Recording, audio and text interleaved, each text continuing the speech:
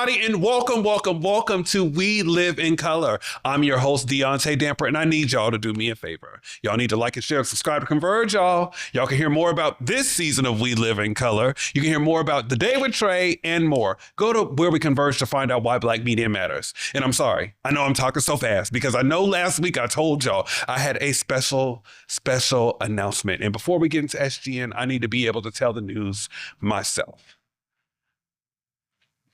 This year, Seattle Pride is having, of course, it's having their Pride Parade, annual Pride Parade this year, and their theme is called This Is Why We Rally. I am proud to say that your boy is the Grand Marshal for this year's 2026 Pride.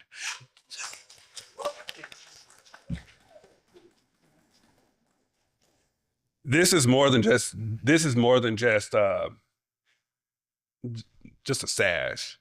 I'm holding this for the queer boy who couldn't be his whole self.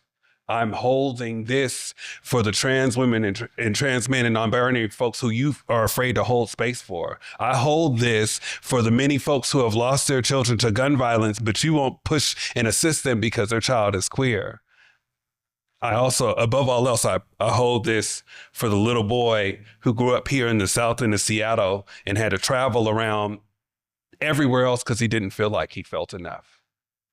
And this is a prime example of me knowing that I'm enough and encouraging any of my queer community members. We are enough.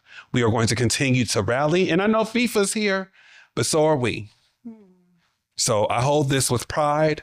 I'm so excited. But before we get into all of that, because I'm going to be excited this whole episode, and we are going to get into our guests in a few, Miss Jackie Vaughn from Surge Reproductive Justice, and we are going to be unpacking many things.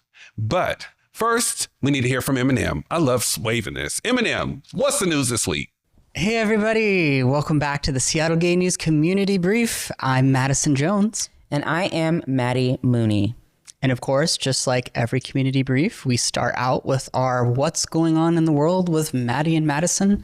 And I will pose the question again. Maddie, how have you been doing? I've been doing pretty good. Moved this weekend.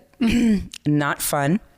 But I did get a little moment of joy and dancery. Mary J. Blige. By going to Crank Dome, in fact, in Tacoma, and that was so fun. What about you? Very good. Yeah. Well, funnily enough, I had a new roommate move in this weekend, similarly, and I was mostly just kind of like out vibing. I went to the punk rock flea market. We ended up doing a little video that y'all can see on our social media and stuff with that. But yeah, just kind of like out vibing with people. Amazing. I love punk rock flea market. Always such amazing finds there. Yeah, it's truly one of like the remaining gems of the city, I feel. Mm-hmm. So little plug shout out to the punk rock flea market before we start our thing. Absolutely. So with that, starting off first, we are wrapping up our legislative session in Olympia here in Washington.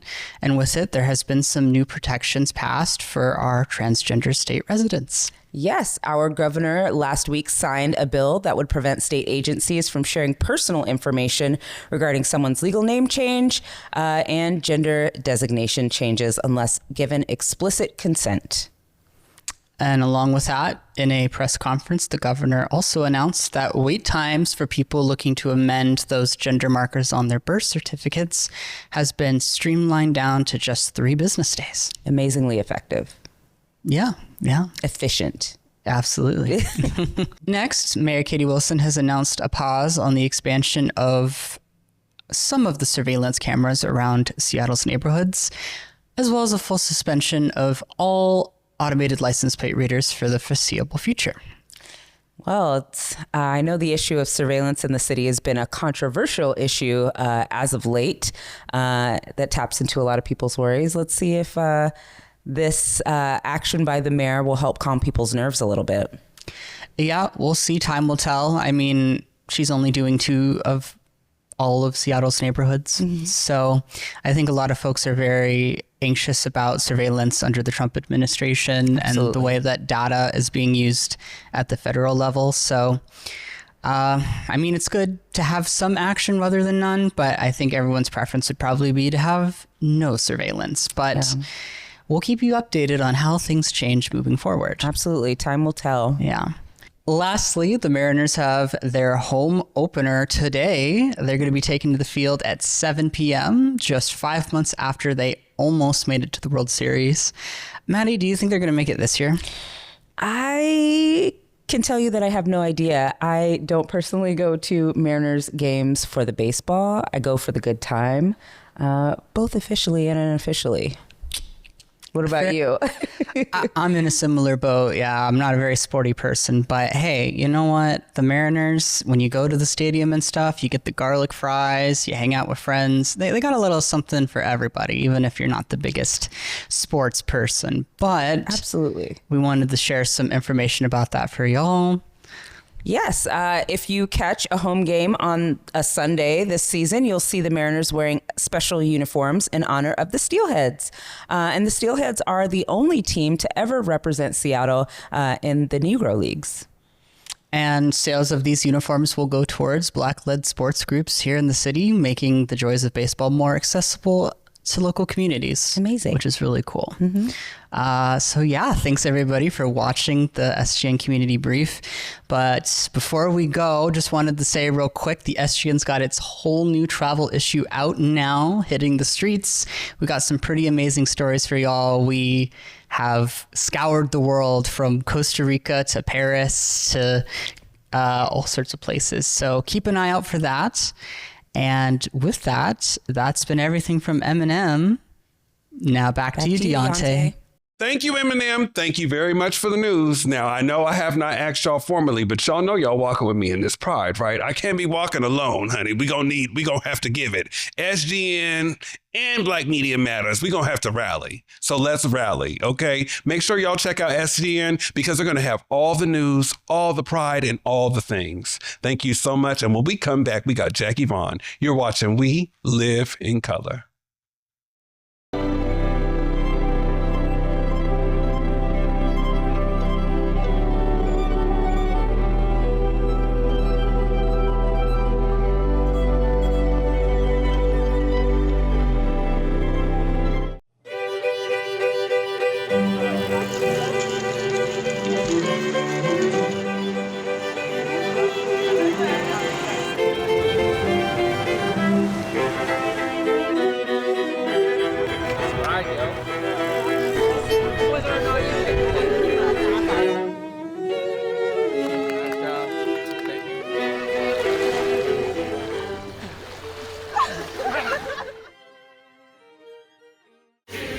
Experience the breathtaking production that leaves both audiences and critics awestruck.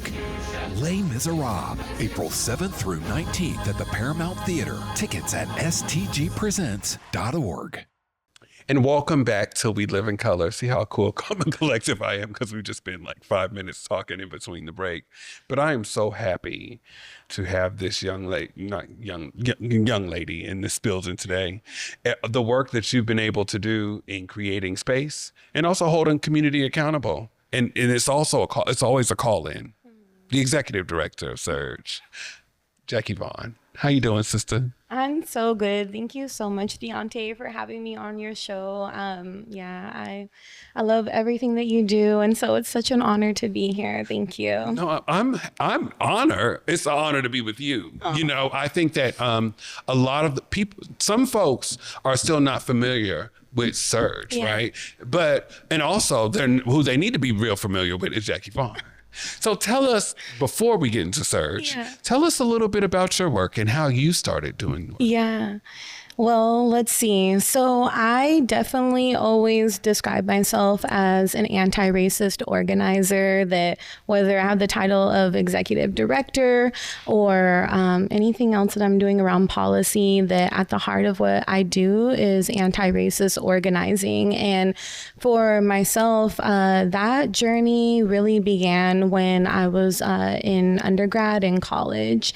And for the longest time, I thought I was going to be a high school biology teacher because it was high hopes. I wanted to be a high school biology teacher so that, I could be there and like supporting like students of color. I knew, of course, a lot about, the disparities that we see in education and those outcomes. And when I was in college, though, I took a lot of classes around race and culture studies. And I would always go back to those classes, even past the point of electives, and just trying to figure out that I knew that racism was real. I knew that it existed, that it was more than just mean things that someone could say or using words, of course, that are extremely hurtful, but that it was more than that it played out in our lives in a deeper way. And in those classes, that's when I learned the terms around systemic racism and institutional racism. And it really hit me when actually one of our assignments, we were reading about the criminal legal system and how racism plays out. And there was a statistic in the book that over 60% of Black men who were born in the late 60s and who had dropped out of high school had been to prison by the 90s. And I remember reading that statistic and thinking, that feels like an epidemic. And not only that, but that was my dad's story as well. That my dad, he went to Franklin High School here in Seattle, and by his senior year, he had dropped out of high school, and he was born in 1966. And by the 90s had been to prison multiple times because of the war on drugs, because of the war on poverty. And I remember having a lot of anger around thinking that his decisions were personal, but reading that statistic about institutional racism and how it played out in the criminal legal system, but it was more than that. It was Reaganomics, it was the war on poverty, urbanization, all of those different things that I could see play out in my dad's life, in my family's life, and, in our community. And that's when I knew that I wanted to be an organizer, that if racism can be done, it can be undone. And so what are we going to do to organize and build power to undo that? And I kind of wanted to touch on something, if you don't mind. Yeah. Like when we talk about the trauma of like what the war on drugs has played on a lot of us children in community. How did you navigate yourself through that? Yeah. So definitely, again, before I had read that statistic, I would say a lot of hurt and just a lot of questions always for my dad that, of course, he couldn't answer. And reading that statistic, learning and having those words around institutional and structural racism, it allowed me to see the humanity in my dad's story and understand just the role that when we think about choice, when we think about access, that historically in this country, those of us who are Black, African American, that has always been taken away from us over and over. But also we see over and over how we have organized and how we have been resilient. And so when I thought about my dad's experiences, even though there was a lot of pain and hurt, I also knew that when I look at our history as Black folks, that we have organized and we have created change. And so thinking about his situation and his experiences, I knew that we could figure this out with organizing. And that helped me to heal a lot. And it helped me to, humanize my dad's experience and thinking about so many other folks in our community as well. And so I'm forever grateful for that, because being able to have the words to name your story and your family story, I felt that was empowering and it was healing. And I don't ever want to see folks put the blame on themselves. I want us to think about how institutions and systems, how they've caused the harm, and we put the blame back on them. Yeah, absolutely. And which gets me to go into Surge, right? And as a matter of fact, I think we'll get into Surge in a few. We're going to take one quick break and we'll be right back. You're watching We Live in Color.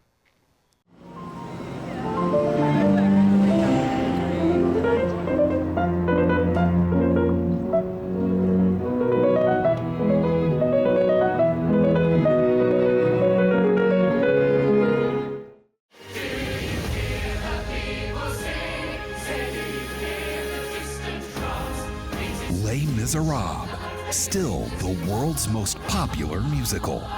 Experience the breathtaking production that leaves both audiences and critics awestruck. Les Miserables. April 7th through 19th at the Paramount Theater. Tickets at stgpresents.org.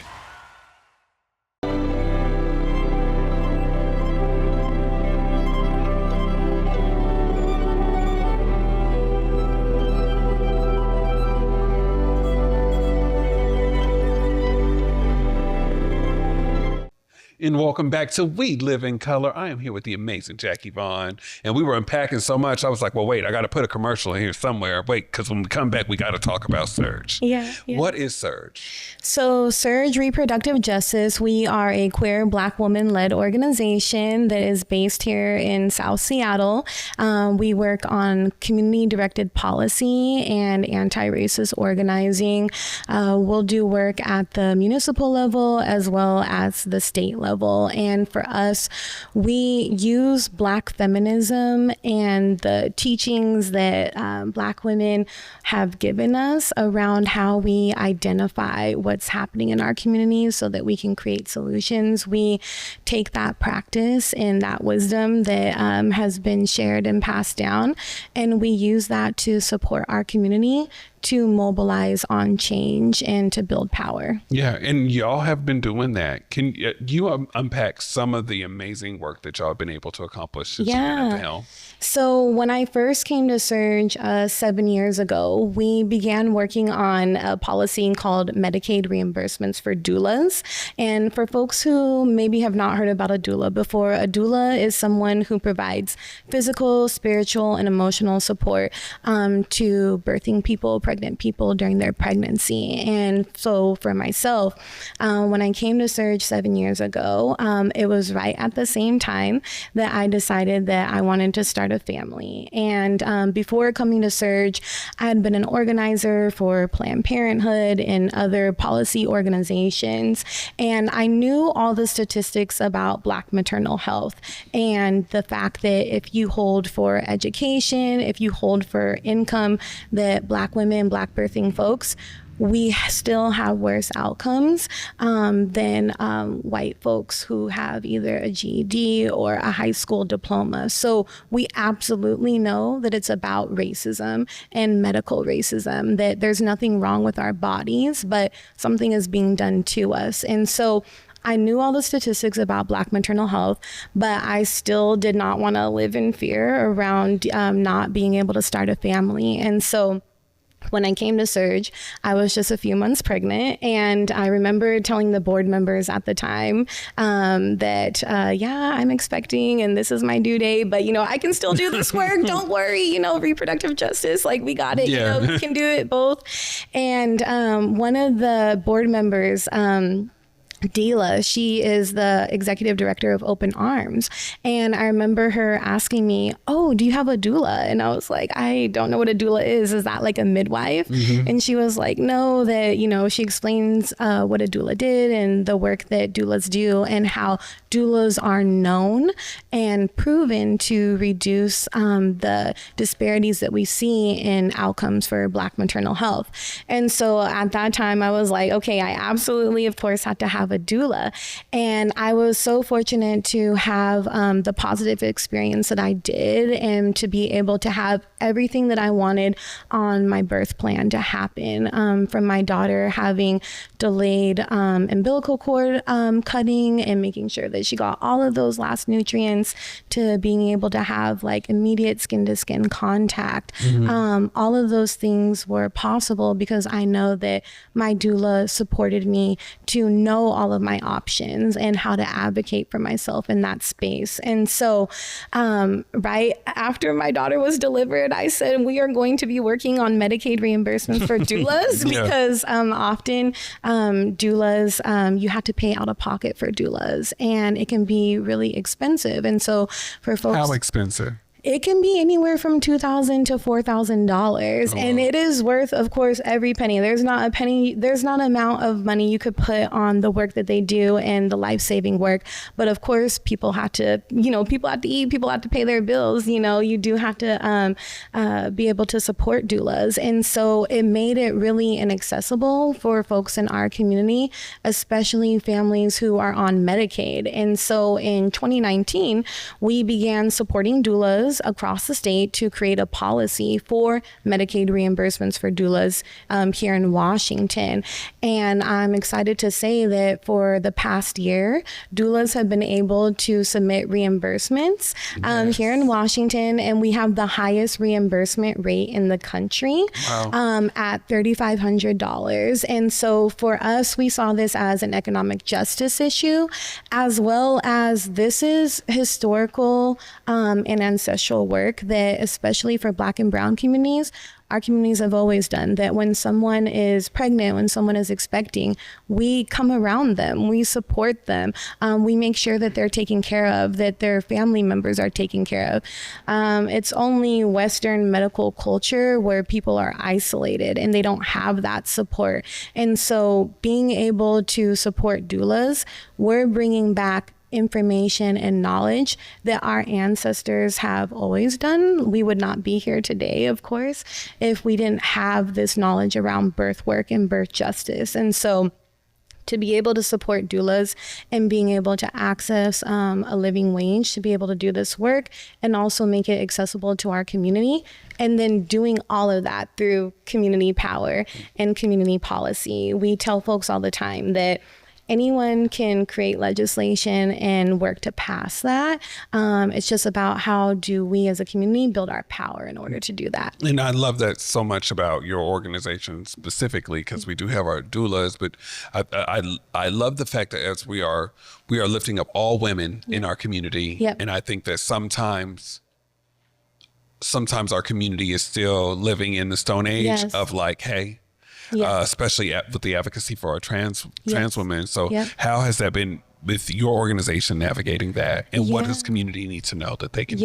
Thank you, Deontay. This is such an important question. So I know for myself, as someone who is, assumed, I guess you could say, that there is a lot of privilege that comes with being heterosexual. And we know that, especially in our community, that when it comes to queer and trans folks, that we have a lot of work that we need to do. That when we say that we're doing this for all Black people, we mean that. And when I think about reproductive justice and Black feminism, that so much of Black feminism teaches us that the experiences of cis Black women in this country, it shows that this idea of gender, it has been made. It is not something that is biological, that the expectations and the way that society has protected white women or white cis women, Black cis women have never had that same experience or access and privilege. And so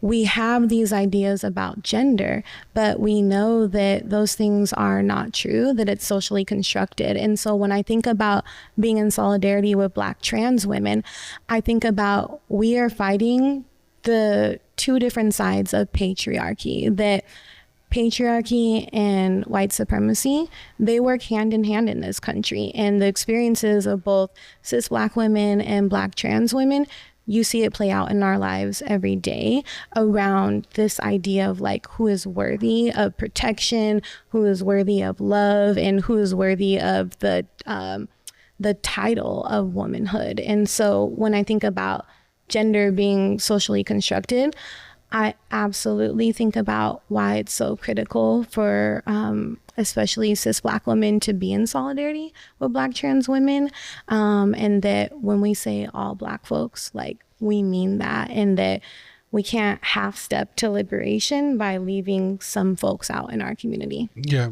And I mean, and I think that that's one of the, I will say, like, that's one of the biggest challenges that I've had with doing community work. Yeah.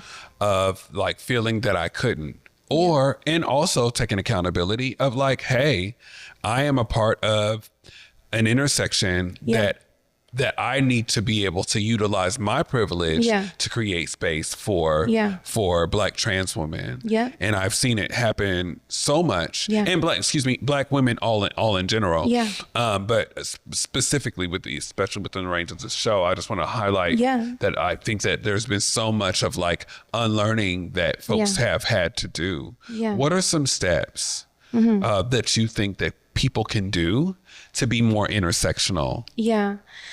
So when I think about how to take a more intersectional approach, first and foremost, starting with just being in relationship with each other, so that we can see each other's humanity. And also, especially for us as Black folks, that we know that if someone were to question our experiences around anti-Blackness or racism that we're experiencing, that, you know, you're going to have a gut reaction. Like, how are you going to tell me about my own experience? And I think about that for queer and trans folks, and for women, that as much as we don't like that as Black folks, I see that play out with whether that's, you know, cis het Black men or cis Black women to Black trans women's experiences, that as soon as you add that extra identity, then it's easy to be like, oh, to dismiss that, versus we wouldn't want anybody to dismiss the experiences that we're having around anti-Blackness or racism. And so how can we come to a place where we're listening to other folks, that even if that's not your identity or that's not your intersection, how are you still believing, you know, the folks in our community? And then I think what else comes to mind around intersectionality is really truly believing that we are not going to get free and we're not going to get to liberation unless all of us in our community are free, and that we can't do that work. We can't do that problem solving and creating solutions unless all of us are here. And when I say all of us, I'm talking about like Black folks in the room, but you know, all of us in our community having those conversations, that we need to see our liberation tied to each other, that like, I can't be free until Black trans women are free, and, you know, vice versa. And so how do we come together around our Blackness, but understand that there's many experiences within that, and how we get to liberation is making sure that all of us are walking through the door. And learning not to leave a stone unturned. Exactly. You know, that is one of the things that I've noticed. Like, there is like, oh, we're going to get housing, but I don't want to talk about people that use substances. Yeah. Or I could talk about equal opportunity for housing, but why should we be housing trans folks? Yeah. Right. And it's like, it becomes like this nonstop thing of like, we can have that and then some. Yeah. We just need to make sure that as we are, and then another thing, we always leave out folks with disabilities, right? Yeah. And it's like one of those things of like, we have to make sure that we're prioritizing all the things. Yeah. And I'm supposed to be hosting, but it's just my thought process right now. We have to be able to prioritize all of the things. Yeah. And I think that one of the things that's really important too, that I'll say before we go to break, is that we have to also figure out, you don't have to be in the know of everything. Yeah. But coming to the room ready to unlearn and rebuild, right? Exactly. I don't walk in the room every time thinking that I know everything. Yeah. I want to walk into the room knowing that there is someone here who needs to be understood. Exactly. The quietest person in the room probably has the biggest answers. Exactly. And when we're talking about radical change, it's just not with one person or one entity. Exactly. You know? Exactly. And also knowing the history of where that thought process comes from, that like, you know, that's white supremacy. Those are things that we've internalized. You know, I want to see us get to a point where we're like, that's not us. We didn't think that way. Those are not our thoughts. Those are somebody else's. That's another person's culture who's trying to put that on us for a reason. And so I know for me, I look forward to the day when we know that that didn't come from us. Those thought processes, seeing things as a single issue, that we know that things are complex and we've always moved that way. And so how do we get back to that and reject those things that they don't come from us, you know, and that us being together in our Blackness and solidarity is how we're going to move forward. Yes. Okay. Well, what we're going to do now is we're going to move forward to this break. But when we come back, y'all have some real special things coming out. I think I'm going to have to do a part 2 of Surge because y'all got some really special things. We got Jackie Vaughn. Y'all are watching We Live in Color.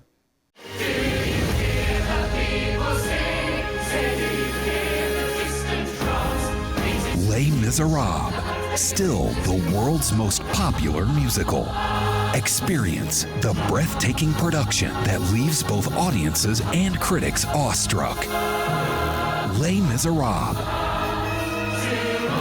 April 7th through 19th at the Paramount Theater. Tickets at stgpresents.org.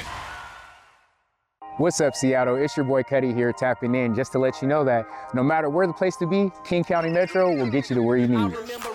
It could be a ride to the airport, whether you're taking off or touching down, King County Metro, or a game. So save yourself time with traffic and get into places like Westlake Center, Pike Place Market, or even the waterfront. Rather by light rail or bus, choose King County Metro. It's the only way to go.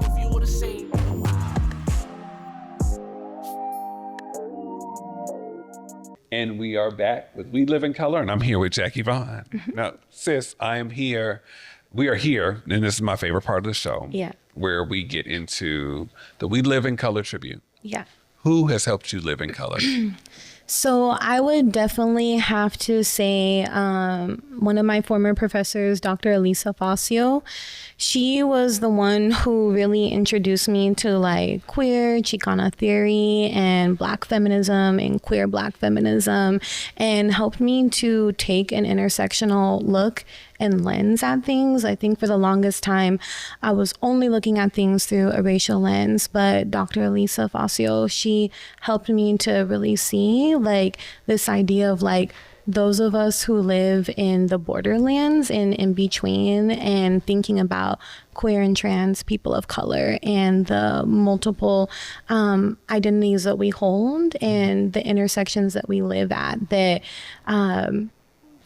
we can't hide one part of ourselves, that we don't get to choose which side we want to like come up with, you know, present ourselves each day, that it's the whole experience. And that's what makes it so beautiful. And so, yeah, she's who I would lift up. Okay, we lifting you up, sis. We are lifting you up. And I mean, and you're lifting community up. So from those teachings, here we are. What is next for Surge? So I am really excited for our collaboration with My Time for Massage. We are going to be hosting this. Hold on, wait, that's Maisha? Yes, Maisha was a guest on the day with Trey. She massaged, remember Eric, she massaged my hand.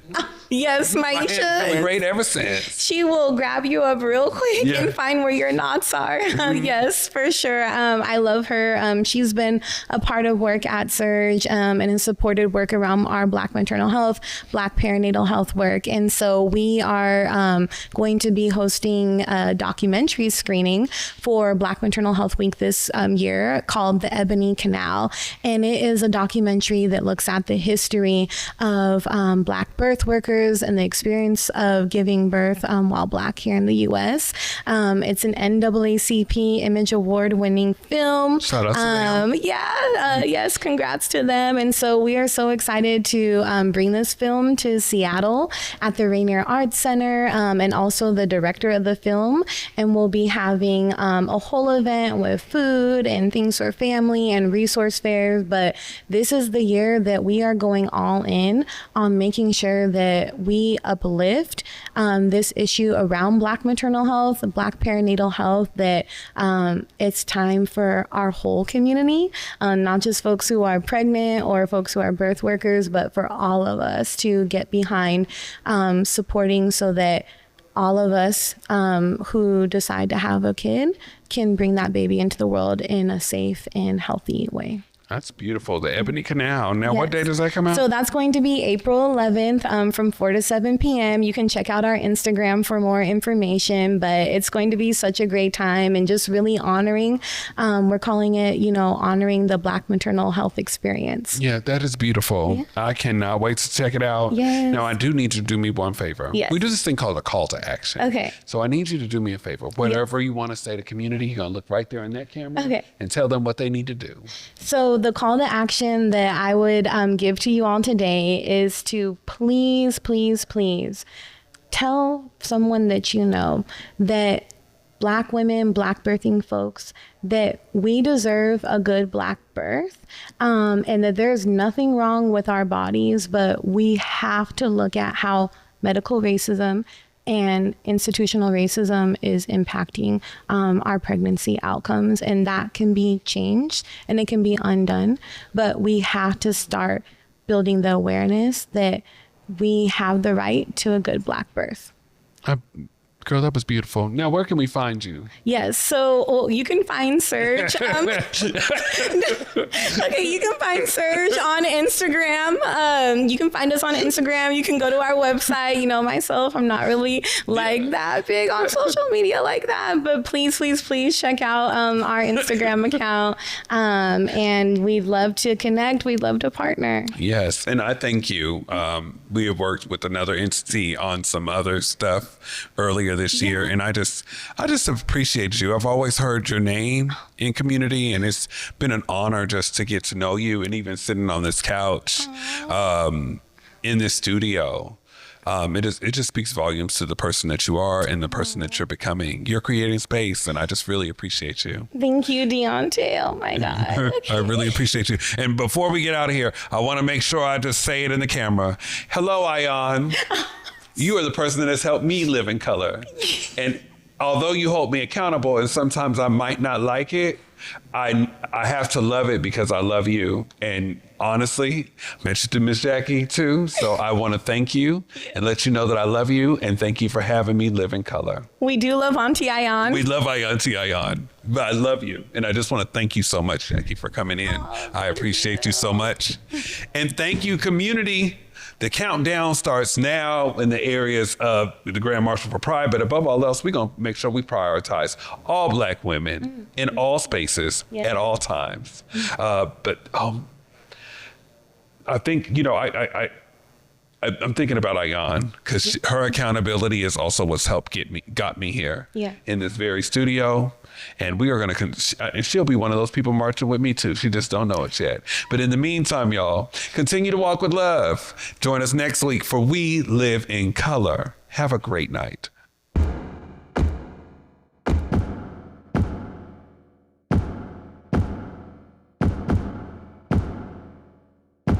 Hey everybody, Deontay Damper. To learn more about our blog posts, community events, and more, go to whereweconverge.com.